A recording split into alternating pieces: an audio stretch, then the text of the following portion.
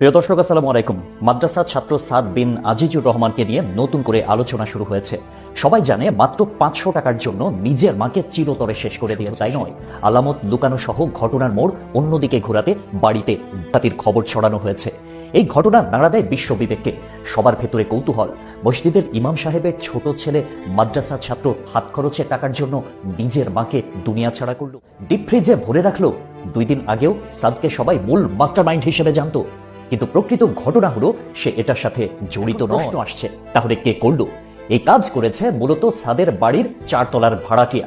তাদের অনৈতিক কাজের কথা জেনে যাওয়াতে তারা পরিকল্পিতভাবে এই ঘটনাটা ঘটায়। শুক্রবার দুপুর থেকে দেশের প্রথম সারির গণমাধ্যমগুলো এমনটাই দাবি জানাচ্ছে। ইতিমধ্যে সাদের বাবা ও বড় ভাই সাদকে নির্দোষ বলে দাবি করেছেন। পাশাপাশি তদন্তে গাফিলতির জন্য র্যাবকে দুষছেন তারা। এদিকে সারা দেশে একটাই খবর রটে গেল, এই নাও তোমাদের জুলাই বিপ্লবী মাদ্রাসা ছাত্রের আমলনামা। জনগণ সেটা সহজেই বিশ্বাস করেছে। এতে করে মাদ্রাসার প্রতি মানুষের নেতিবাচক ধারণা জন্ম নিয়েছে। কখনো চাপা থাকে না, তা প্রকাশ পায়। সাদকে রিমান্ডে নেওয়ার পরই ঘটনার মোড় ঘুরে যায়। একে একে বেরিয়ে আসে চাঞ্চল্যকর তথ্য। ঘটনায় জড়িত সন্দেহে আরো 3 জনকে আটক করেছে পুলিশ। সাদের বাবা আজিজুর রহমানের দাবি, ঘটনার প্রকৃত তদন্ত না করে তড়ি ঘড়ি করে র্যাব সংবাদ সম্মেলন হিসেবে তিনি এটা বিশ্বাস করতে পারেননি, কারণ তিনি জানেন তার সন্তান কেমন। এজন্য পুলিশের দ্বারস্থ হন তিনি। পুলিশ প্রশাসন দায়িত্বশীলতার সাথে কাজ করে প্রকৃত রহস্য উন্মোচন করেছে এবং দোষীদেরকে আটক করেছে। পুলিশকে ধন্যবাদ জানানোর পাশাপাশি র্যাবের তদন্তে ভুল ছিল বলে মনে করেন তিনি। আজিজুর রহমান বলেন, দুপুর 12:30 থেকে 1টার মধ্যকার ঘটনা।